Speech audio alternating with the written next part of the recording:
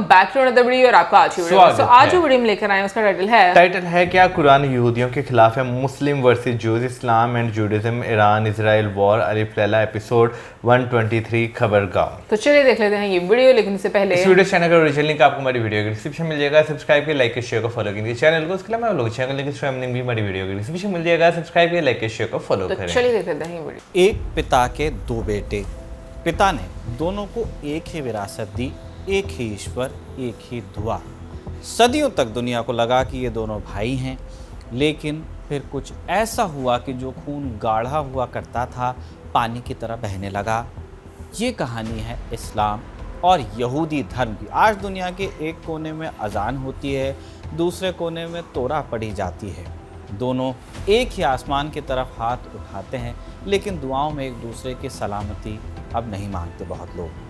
कड़वाहट इतनी घुल गई है कि अक्सर एक आम बहस में यहूदी और मुसलमान एक दूसरे के नेचुरल एनिमीज माने जाते हैं, नेचुरल दुश्मन। एक के लिए दूसरा खतरा है। क्यों? क्या ये झगड़ा सिर्फ ज़मीन के एक टुकड़े का है? झगड़ा धर्म की किताब का है? कुरान में यहूदियों के बारे में ऐसा क्या लिखा है कि ये सब हो गया? और यहूदी इस्लाम को किस तरह देखते हैं? इतिहास के किस मोड़ पर पैगंबर मूसा को मानने वाले पैगंबर मोहम्मद के मानने वालों के दुश्मन बन गए? नमस्ते, मैं हूं निखिल और आप देख रहे हैं अलिफ लैला। आज के एपिसोड में पन्ने पलटेंगे इस्लाम और यहूदी धर्म के 1400 साल पुराने पेचीदे रिश्ते की।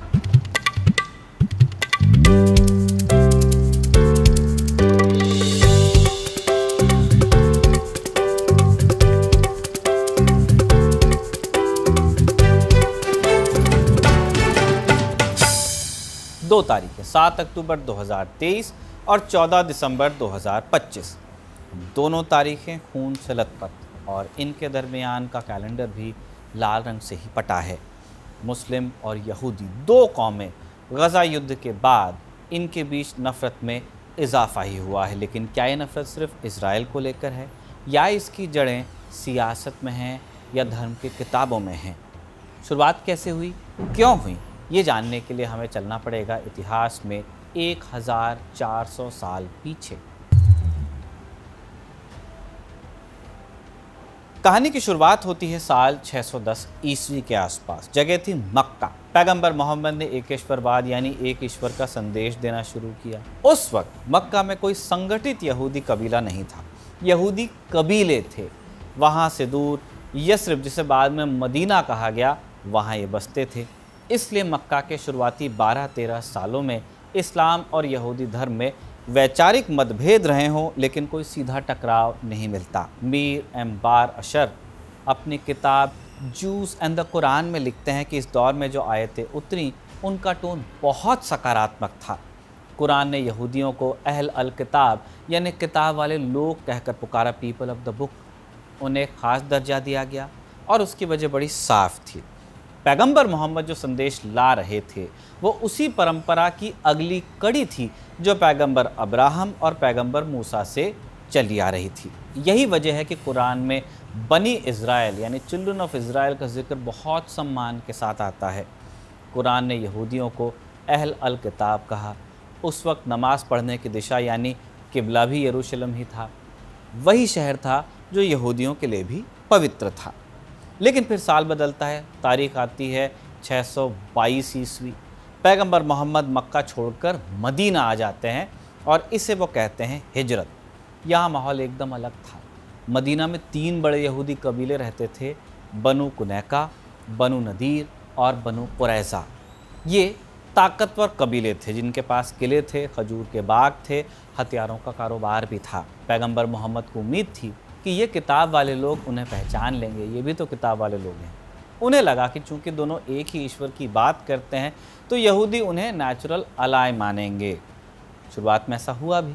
मदीना का संविधान जब बना इसमें यहूदियों को उम्मा का ही हिस्सा मान लिया गया। लेकिन यहीं से दरार भी पड़नी शुरू हुई। मीर एम बार अशर लिखते हैं कि यहूदी धर्म गुरुओं यानी रब्बाइस ने पैगंबर को स्वीकार करने से इनकार किया और उनके पास इसकी 2 वजह थी। पहली तो राजनीतिक वजह थी। उन्हें डर था कि उनकी सत्ता जो चली आ रही है वो चली जाएगी क्योंकि एक और चमत्कारिक व्यक्ति आया है। दूसरी वजह धार्मिक थी। दरअसल यहूदी धर्म और इस्लाम दोनों एक ही अब्राहमिक परंपरा से आते हैं। अब्राहम के 2 बेटे हुए, बड़े बेटे का नाम इस्माइल। इस्लाम और अरब परंपरा मानती है कि इस्माइल के वंशज ही अरब हुए और उन्हीं की पीढ़ी में आगे चलकर पैगंबर मोहम्मद का जन्म भी हुआ। दूसरे बेटे का नाम था इसहाक या आइज़ैक भी कहते हैं। उन्हीं के बेटे याकूब हुए जिनका दूसरा नाम इज़राइल था और यहीं से बनी इज़राइल यानी यहूदी कौम। अब चूंकि यहूदी इसहाक की परंपरा से आते हैं इसलिए उनका मानना था कि पैगंबर सिर्फ इसहाक के वंशज हो सकते हैं। पैगंबर को उम्मीद थी कि एक ही ईश्वर को मानने वाले ये लोग उनके सहयोगी बनेंगे, लेकिन यहूदी विद्वानों ने उन्हें स्वीकार नहीं किया। इस तरह यहूदी धर्म और इस्लाम में एक अलगाव पैदा हुआ। मीर अंबार अशर बताते हैं कि कुरान की कुछ आयतों में यहूदियों पर इल्ज़ाम भी लगाए गए। सबसे बड़ा आरोप था तहरीफ का, यानी यहूदियों ने अपनी पवित्र किताब तोरा में फेर बदल किया। कुछ विद्वान मानते हैं कि किताब के शब्दों को बदला गया, वहीं कुछ का मानना है कि शब्दों को नहीं बदला गया, उनके इंटरप्रिटेशन को गलत तरीके से पेश किया जाने लगा। यहाँ तक आरोप लगा कि यहूदी धर्म की किताबों में पैगंबर मोहम्मद के आने की भविष्यवाणियाँ थीं जिन्हें यहूदी विद्वानों ने हटाया या छुपाया। कुछ ऐसी आयतें भी थीं जिनमें मुसलमानों को यहूदियों और ईसाइयों से दोस्ती करने से मना किया गया। कई इतिहासकार और इस्लामी विद्वान मानते हैं कि ये आयतें मदीना के उसी तनाव भरे माहौल में उतरी जब शहर के अंदर और बाहर सत्ता और सुरक्षा को लेकर खींचतान चल रही थी। माहौल ही ख़राब था। यानी ये किसी पूरे धर्म या पूरी कौम के खिलाफ नहीं, बल्कि उस वक्त की पॉलिटिक्स और हालात से जुड़ी हिदायत भर थी। लेकिन इन पर बहस आज भी चलती है और एक आम मान्यता हो गई है कि कुरान के अनुसार यहूदी और मुसलमान दोस्त नहीं हो सकते। इसके बाद जो हुआ वो सिर्फ धर्म की बात नहीं रह गई, वो मदीना की राजनीति थी। एक एक करके तीनों यहूदी कबीलों से टकराव हुआ। बनु कुनैका और बनु नदीर को मदीना से निकाल बाहर किया गया। वजह बताई गई संधि तोड़ना और पैगंबर के खिलाफ साजिश रचना। लेकिन सबसे खौफनाक अंजाम हुआ तीसरे कबीले का, बनु कुरैज़ा जिसका नाम था। साल था 627 ईस्वी। इल्ज़ाम था कि जब मदीना दुश्मनों से घिरा था तब बनु कुरैज़ा ने गद्दारी की। फैसला सुनाया गया। फिर कबीले के सैकड़ों पुरुषों को मृत्युदंड दिया गया, औरतों और बच्चों को गुलाम बना लिया गया। ये घटना आज भी यहूदियों और मुसलमानों के रिश्तों में एक बहुत ही संवेदनशील बिंदु है।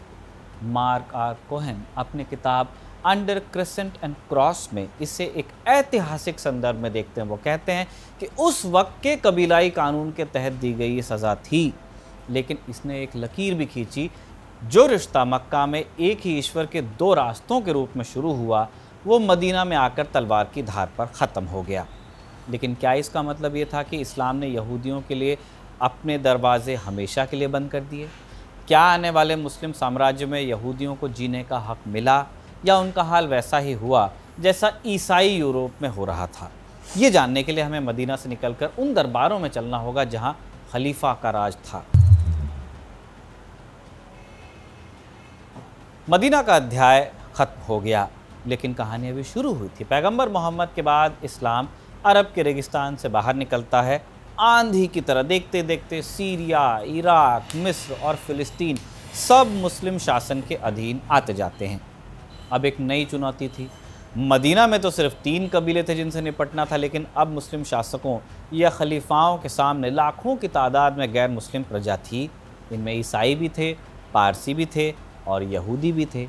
सवाल ये था कि इनका अब किया क्या जाए। यहीं पर इस्लाम के इतिहास में एक ऐसा मोड़ आता है जिसका जिक्र बड़ा ज़रूरी है। तारीख थी साल 638 ईस्वी। दूसरे खलीफा उमर इब्न अल-खत्ताब यरूशलेम की दीवारों पर खड़े थे। यरूशलेम जिस पर अब तक ईसा मसीह को मानने वाले बाइजेंटाइन ईसाइयों का राज था, ईसाइयों ने शहर सरेंडर किया। लेकिन खलीफा उमर ने जो किया वो उस दौर के हिसाब से क्रांतिकारी माना गया। उस वक्त यरूशलेम में यहूदियों को घुसने की इजाज़त नहीं थी। ईसाइयों ने भी उन पर पाबंदी लगा कर रखी थी।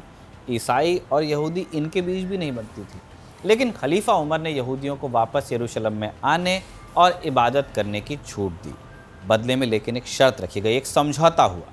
इतिहास में इसे पैक्ट ऑफ उमर के नाम से जाना जाता है। पैक्ट ऑफ उमर एग्जैक्टली कब बना इसे लेकर अलग अलग दावे हैं। कुछ इतिहासकार मानते हैं कि 638 में कोई लिखित पैक्ट नहीं हुआ था। जो कड़ाई पाबंदियां, नियम जिन्हें पैक्ट ऑफ उमर कहा गया वो करीब 80 साल बाद खलीफा उमर इब्न अब्दुल अजीज़ उमर सेकंड के दौर में लागू हुई।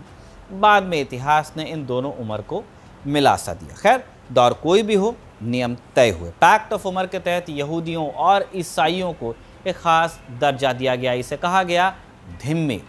धिम्मी का मतलब हुआ प्रोटेक्टेड पीपल, यानी वो लोग जिनकी सुरक्षा की जिम्मेदारी मुसलमानों के राज्य की है, लेकिन सुरक्षा मुफ्त नहीं थी, कीमत ली गई, और ये कीमत थी जजिया। एक तरह का टैक्स था। हर वयस्क पुरुष धिम्मी को ये जजिया देना पड़ता था। इसके बदले में उन्हें दो चीज़ें मिलती थी। पहली, अपने धर्म को मानने की आज़ादी, और दूसरी, फ़ौज में भर्ती होने से छूट। आपको कॉन्स्क्रिप्ट नहीं किया जाता था। कोहेन लिखते हैं कि व्यवस्था आज की नज़र से देखने में भेदभाव वाली लग सकती, लेकिन अगर आप इसकी तुलना मध्यकालीन यूरोप से करें तो ये किसी वरदान से कम नहीं था। उस वक्त यूरोप में ईसाइयों का राज था। वहाँ यहूदियों के पास कानूनी अधिकार न के बराबर थे। उन्हें ईसा मसीह का हत्यारा माना जाता था।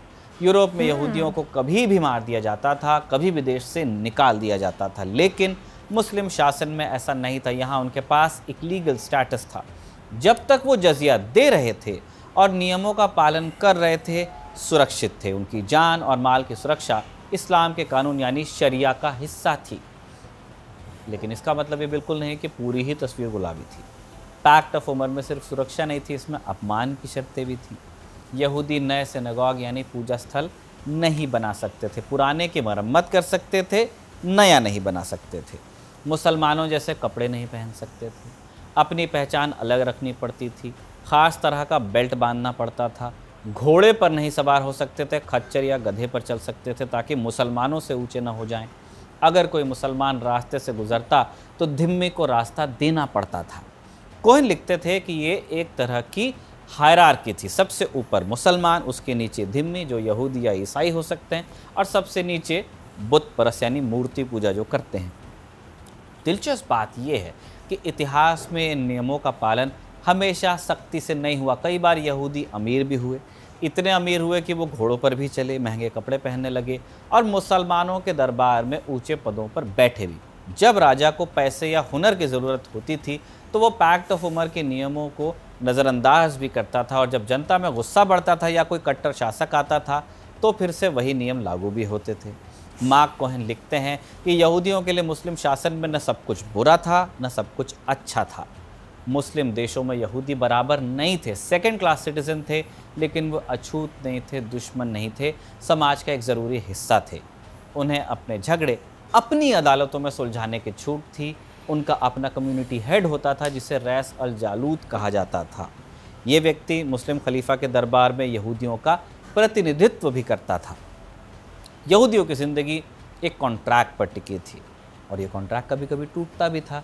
जैसे 11वीं सदी में मिस्र के शासक अल हाकिम ने यहूदियों और ईसाइयों पर बहुत सख्ती की, सिनेगॉग तोड़े, मगर ऐसे दौर कम थे। ज़्यादातर वक्त ये सिस्टम चला। इस सिस्टम ने यहूदियों को वो स्थिरता दी जिसकी उन्हें ज़रूरत थी। यही वजह है कि जब यूरोप में अंधेरा छाया था तब बगदाद, काहिरा और दमिश्क में यहूदी डॉक्टर्स बन रहे थे, वैज्ञानिक बन रहे थे, व्यापारी बन रहे थे, बड़े बड़े। अब तक हमने देखा कि मदीना में तलवारें खींची थी, बगदाद में जजिया था, लेकिन अब हम जिस दौर में जा रहे हैं वो इन सबसे अलग था। जगह स्पेन, जिसे अरब मुसलमान अल अंदलूस कहते थे। वक्त 10वीं और 11वीं सदी का। इतिहासकार मारिया रोसा मेनोकल अपनी किताब में इस दौर को एक बड़ा खूबसूरत नाम देती हैं, the ornament of the world, दुनिया का गहना। ये शब्द दरअसल एक जर्मन नन ने 10वीं सदी के स्पेनिश शहर कोर्डोबा के लिए इस्तेमाल किया था। कोर्डोबा उस वक्त मुस्लिम स्पेन की राजधानी थी। लंदन और पेरिस उस वक्त कीचड़ से सने गांव थे, जबकि कोर्डोबा में पक्की सड़कें थी, रात में रोशनी होती थी, 70 वहाँ लाइब्रेरियाँ थी, और सबसे बड़ी लाइब्रेरी में 4 लाख किताबें थीं। मेनोकल लिखती हैं कि यहाँ इस्लाम एक आत्मविश्वास से भरा धर्म था, इतना आश्वस्त कि उसे यहूदियों या ईसाइयों से डर नहीं लगता था। और यहीं पर एक कल्चर पैदा हुआ जिसे कन्विवेंसिया कहते हैं, जिसका मतलब है साथ साथ जीना। ये एक दूसरे को टॉलरेट करना नहीं था, बर्दाश्त करना नहीं था, ये एक दूसरे से सीखना भी था। इस दौर में यहूदी समाज ने अपनी खोल से बाहर झांका। उन्होंने देखा कि अरबी भाषा कितनी समृद्ध है, उसमें कविता है, विज्ञान है, फिलॉसफी है। यहूदी विद्वानों ने फिर सोचा कि क्यों ना हम भी अपने हिब्रू को इसी तरह ट्रीट करें, और फिर इतिहास का एक चमत्कार हुआ। यहूदियों ने अरबी व्याकरण के नियमों को हिब्रू पर लागू किया। नतीजा ये हुआ कि हिब्रू भाषा, जो सिर्फ पूजा पाठ की भाषा बनकर रह गई थी, अचानक जिंदा हो गई। इसमें कविताएं लिखी गई, प्यार के गीत लिखे गए, शराब और महबूब के किस्से भी लिखे गए, और ये सब हो रहा था एक मुस्लिम शासन के अंदर। इस दौर का सबसे बड़ा उदाहरण हुआ एक आदमी जिसका नाम था सैमुअल इब्न नगरेला। इन्हें सैमुअल द प्रिंस भी कहते हैं। यहूदी थे, स्पेन में रहते थे। शुरुआत में एक छोटी सी दुकान चलाते थे और मसाले बेचते थे, लेकिन उनकी कलम में जादू था। कैलीग्राफी इतनी सुंदर करते थे, जो सजावटी लिखाई होती है, कि शहर के वजीर की नज़र पड़ गई। दरबार लाए गए और देखते ही देखते ये यहूदी मसाले बेचने वाला एक मुस्लिम राज्य का प्रधानमंत्री बना, प्राइम मिनिस्टर। सिर्फ मंत्री नहीं, सैमुअल मुस्लिम फौज के कमांडर भी थे। मैंने को लिखती हैं कि सैमुअल जब जंग के मैदान में होते तो रात को अपने टेंट में बैठकर हिब्रू में कविताएं लिखते और दिन में मुस्लिम सुल्तान के दुश्मनों को हराते थे। इसी दौर में एक और शख्सियत पैदा हुई, मूसा बिन मैमन, जिन्हें दुनिया मैमनाइट्स के नाम से जानती है। यहूदी इतिहास के सबसे बड़े फिलोसोफर। एक कहावत है, from Moses to Moses there was none like Moses, यानी पैगंबर मूसा से लेकर मूसा बिन मैमन तक कोई उन जैसा नहीं हुआ। मैमनाइट्स का जन्म कोर्डोबा में ही हुआ था। उन्होंने अपनी सबसे मशहूर किताब the guide for the perplex लिखी। किस भाषा में लिखी? जूडेओ अरबिक में, यानी भाषा अरबी लेकिन लिपि हिब्रू, दोनों कल्चर्स का संगम। ये सब इसलिए मुमकिन हो रहा था क्योंकि उस वक्त के मुस्लिम स्पेन में ज्ञान के दरवाजे सबके लिए खुले थे। वहाँ यहूदी, मुस्लिम और ईसाई एक ही टेबल पर बैठकर बहस कर लेते थे। लेकिन, और इतिहास में हमेशा ऐसा एक लेकिन होता ही है, क्या ये स्वर्ग था? मारिया रोसा मैनुकल आगाह करती हैं कि इसे यूटोपिया नहीं समझना चाहिए। परियों की कहानी नहीं थी। पॉलिटिक्स यहाँ भी थी और गंदी ही थी। सन 1066 ईस्वी में कनाडा में ही एक भयानक दंगा हो गया। सैमुअल इब्न नगरेला के बेटे जोसेफ, जो अपने पिता के बाद वज़ीर बने थे, उनका कत्ल हो गया। मुस्लिम भीड़ ने महल पर हमला किया और जोसेफ को सूली पर चढ़ा दिया। हज़ारों यहूदी मारे गए। वजह क्या थी? वही पुरानी वजह थी, जलन और राजनीति। कुछ मुस्लिम गुटों को ये बर्दाश्त नहीं हो रहा था कि एक यहूदी उनके ऊपर राज करे। उन्होंने एक कविता लिखकर लोगों को भड़काया कि यहूदी अपने महलों में मज़े कर रहे हैं और तुम मुसलमान होकर गरीबी में जीते हो। इसी दौर में अफ्रीका के रेगिस्तानों से एक नया मुस्लिम आंदोलन भी उठा, अल मुवाहिदून, द अल मुहाड्स भी कह देते हैं इंग्लिश वाले। ये कट्टरपंथी थे। इनका मानना था कि स्पेन के मुसलमान भटक गए हैं, बहुत लिबरल हो गए हैं, ईसाइयों और यहूदियों के साथ घुलने मिलने लगे हैं। 12वीं सदी में अल मुवाहिदून ने स्पेन पर हमला किया। उनका नारा साफ था, ना कोई चर्च ना कोई सिनेगॉग, या तो मुसलमान हो जाओ या मर जाओ या देश छोड़ो। यही वो वक्त था जब वो सुनहरा दौर ख़त्म हुआ। मैमोनाइट्स को भी अपना प्यारा शहर कोर्डोबा छोड़कर भागना ही पड़ा और वो भागकर मिस्र चले गए। अल अंदलूस एक उदाहरण है इस बात का कि इतिहास में ऐसे मौके आए हैं जब इस्लाम और यहूदी धर्म न सिर्फ साथ रहे बल्कि एक दूसरे को उन्होंने बेहतर भी बनाया। यहूदी और मुसलमान तमाम खींचतान के बावजूद लंबे वक्त तक एक ही आंगन में रहे, लेकिन 20वीं सदी आते आते उस आंगन में दीवारें खिंचने लगी। दुनिया बदल रही थी, पुराने साम्राज्य गिर रहे थे, नक्शे बदल रहे थे, और इन बदलते नक्शों के बीच दो नए विचारों का टकराव हुआ। पहला विचार था अरब राष्ट्रवाद, अरब नेशनलिज्म, यानी अरब के लोगों को लगा कि हमें तुर्कों यानी ऑटोमन से आज़ादी चाहिए, अंग्रेज़ों से भी चाहिए, हमारा अपना अलग देश होना चाहिए। और दूसरा विचार था ज़ायनिज़्म। यूरोप में सताए गए यहूदियों को लगा कि अब बहुत हुआ, स्पेशली ईस्टर्न यूरोप में तो बहुत तकलीफ थी उनको। उन्हें लगा कि अब हमें किसी की दया पर नहीं जीना, हमें अपनी ज़मीन चाहिए, वही ज़मीन जहाँ से हमारे पूर्वज आए थे, यरूशलेम। मार्टिन गिलबर्ट लिखते हैं कि सन 1900 की शुरुआत तक बगदाद में यहूदियों की अच्छी खासी आबादी थी। उस वक्त बगदाद का बाज़ार, वहाँ का संगीत, वहाँ की रूह, सब में यहूदी रच बसे थे। इराक के वित्त मंत्री एक यहूदी थे, ससून एस्केल। मिस्र में यहूदी सिनेमा चलाते थे, बैंक्स में थे, मोरक्को में सुल्तान के सलाहकार थे, लेकिन आज वहाँ लगभग ना के बराबर यहूदी हैं। और ये सब हुआ 1948 के बाद। अंग्रेज़ फ़िलिस्तीन छोड़कर भाग गए, इजराइल नाम का एक नया देश बन गया। अरब देशों और इजराइल के बीच जंग हुई, जिसका एक मोर्चा जंग के मैदान में तो दूसरा मोर्चा अरब देशों के शहरों के अंदर खुला। अचानक बगदाद, काहिरा, दमिश्क और सना में रहने वाले यहूदी, जो कल तक पड़ोसी थे मुसलमानों के, रातों रात दुश्मन हो गए।